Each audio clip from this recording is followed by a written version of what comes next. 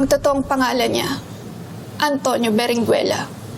Anak ni Jose Berenguela na hinudas at pinakulong ng magkapatid na Palacios. Namatay ang ama niya sa kulungan. Sumunod yung nanay niya, nagkasakit sa puso, inatake. At maagang naulila si Antonio. Ano nangyari sa batang Antonio? Kinupkop siya ng ninang niya, si Almira Morales. At yung pangalan niya, sinunod dun sa namatay niyang anak, Inigo Morales. Para sa kaligtasan niyo, ikaw at ng baby mo, George, gusto kitang protektahan. Dahil mahal kita.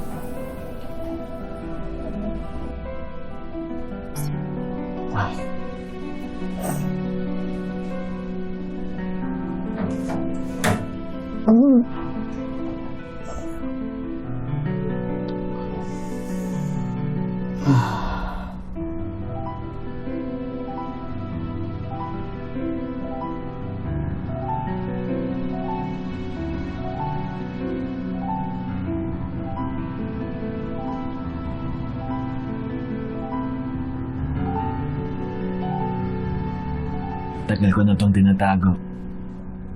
Naghahanap lang ako ng tamang tiyempo. Kailan ko may bibigay sa'yo.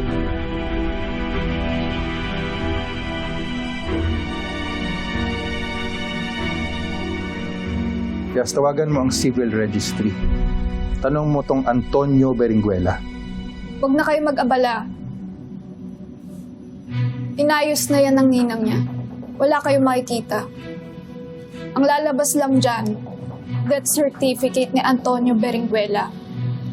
Pero ang totoo, siya na ngayon ang kilala ng lahat na si Atty. Inigo Morales. Inigo, hindi ko matatanggap yan. Nag-usap na tayo, hindi ba? Hindi pa ako ready. Alam ko. Naiintindihan ko. Kaya ko naman maghintay eh. Pero sumama na muna kayo sa akin. Hanggang maging 100% sure na ligtas na kayo dito. Meron akong rest house. Pwede muna tayo doon magtago. Walang nakakaalam ng lugar na yun.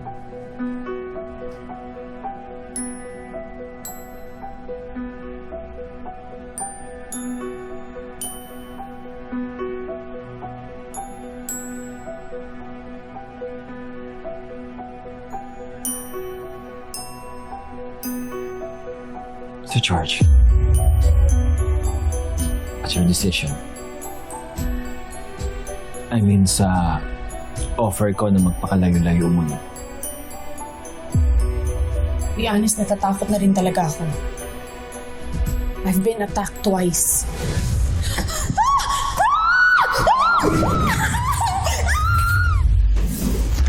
Huwag ka lalapit. Huwag ka lalapit! So I'm considering your offer. Para sa safety namin ni baby at ng pamilya ko. But you don't just consider it. Do it. Bukas mag-impake na kayo kaagad. Dahil pagkalabas ko dito, aalis na tayo kaagad. Bukas kaagad? George, kailangan natin magmadali. Nasa panganib ang buhay mo.